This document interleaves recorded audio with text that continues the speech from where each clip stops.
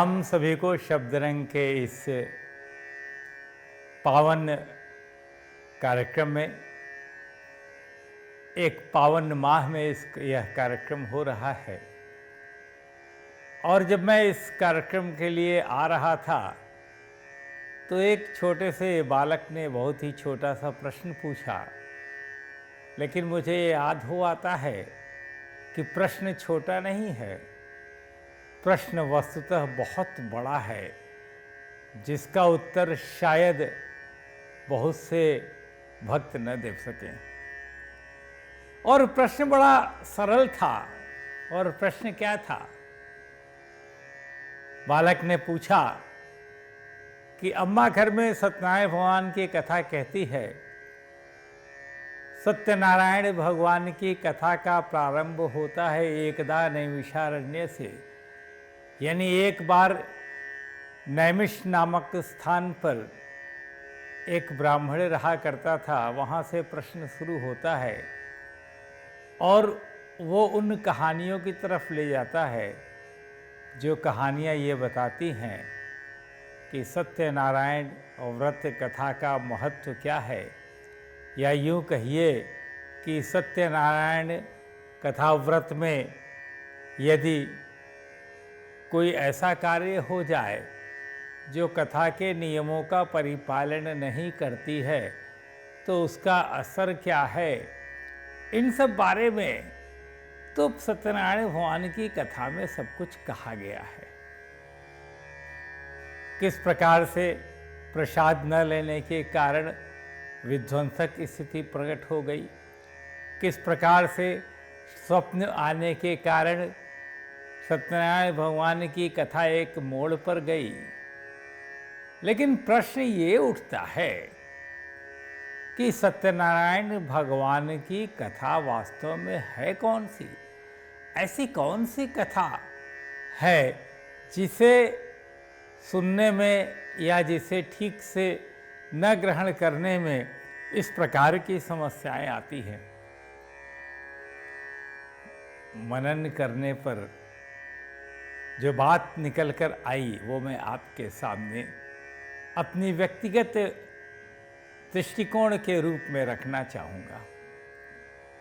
जब सत्यनारायण व्रत की कथा हम करते हैं, जब घर में फल, 5 प्रकार के फल, पुष्प, पान के पत्ते, सुपारी, सुगंध, इन चीज़ों को इकट्ठा करके केले के पत्ते को लगाकर सत्यनारायण भगवान की फोटो या मूर्ति रखकर उनका हम व्रत करते हैं और व्रत करने के बाद उसको कथा को सुनते हैं, सुनने के बाद हवन करते हैं, तो इस कथा के यदि मूल में देखा जाए तो वस्तुतः क्या होता है?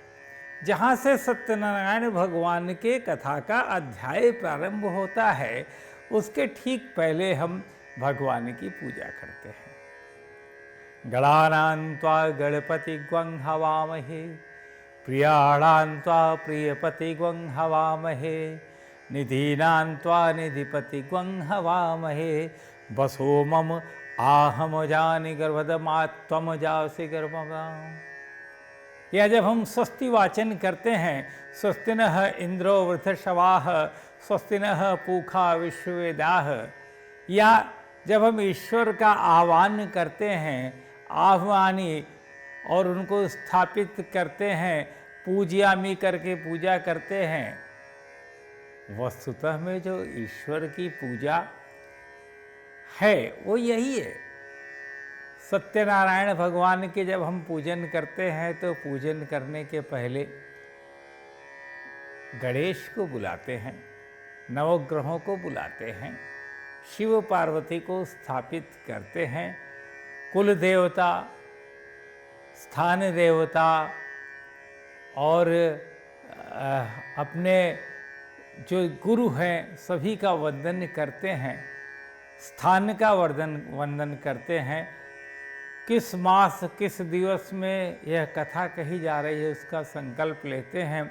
यह सारी प्रक्रिया जो गणेश के वंदना से शुरू होती है और हो करके संकल्प होते हुए दीप की वंदना, कलश की वंदना, इन सब को करते हुए सत्यनारायण भगवान की जो वंदनाएं करते हैं, वंदना करने के बाद फिर उनको हम स्थापित करते हैं, स्थापित करके उनको स्थान देते हैं।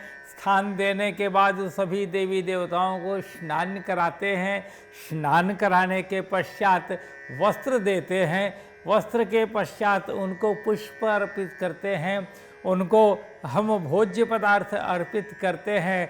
नाभ्य आशीरंतरिक्षगं सवित्र, ये इस प्रकार से, इस मंत्रों से, आदि मंत्रों से हम उनको जब भोज्य पदार्थ अर्पित करते हैं, जब उनको हम फलादि अर्पित करते हैं, जब द्रव्य अर्पित करते हैं, जब कुमकुम अर्पित करते हैं, जब चंदन अर्पित करते हैं, वस्त्र और उपवस्त्र हम अर्पित करते हैं, जनेऊ धारण कराते हैं, यह सारी प्रक्रिया वस्तुतः में सत्यनारायण भगवान की, या यूँ कहें किसी भी भगवान के पूजन की प्रक्रिया है। और इसके बाद हम सत्यनारायण भगवान के पूजन की कथा को प्रारंभ करते हैं कि यह सब जो हमने पूजन किया, इसके करने न करने से किस प्रकार से जीवन सफल या असफल होता है, और किस प्रकार से यह व्रत हमारे अंदर सत्य को स्थापित करता है। क्योंकि सत्य क्या है? सत्य ही ब्रह्म है। ब्रह्म की स्थापना, सत्य की स्थापना का तात्पर्य हुआ ब्रह्म की स्थापना। यदि सत्य स्थापित हो जाए जीवन में, पूरे दिन यदि हम सच बोलते रहें, और एक दिन जो हमारा व्रत का है, उस दिन तो ऐसा कहा भी जाता है कि ये सत्य व्रत है, आपको आज किसी भी तरीके से परोक्ष या प्रत्यक्ष रूप से झूठ का सहारा नहीं लेना है। तो यही वास्तव में सत्य का व्रत है, यही वास्तव में सत्यनारायण भगवान की कथा पूजा है, यही वास्तव में सत्यनारायण भगवान की पूजन करने का तरीका है, उसे अंग्रकित करने का तरीका है। और वस्तुतः यही सत्यनारायण भगवान की पूजा है, जिसको बाद में हम कथा के रूप में श्रवण करते हैं, और उस कथा के रूप में श्रवण करने के पश्चात उसको अपने हृदय में रखने की कोशिश करते हैं। बालक का प्रश्न यूँ तो बड़ा सरल था, परंतु शायद उस सरल प्रश्न का उत्तर उतना ही कठिन है जितना इसमें हम शोध कार्य करेंगे, शायद और कुछ नई नई बातें निकल के आएँ। मैं प्रश्न फिर से दोहरा दूं कि सत्यनारायण भगवान की पुस्तक एकदा नैमिषारण्य से प्रथम अध्याय जरूर शुरू होता है, परंतु जो किस कथा की बात करता है, यह पुस्तक किस कथा की बात करती है, वह कथा कौन सी है जिसे हम सत्यनारायण व्रत कथा कहते हैं।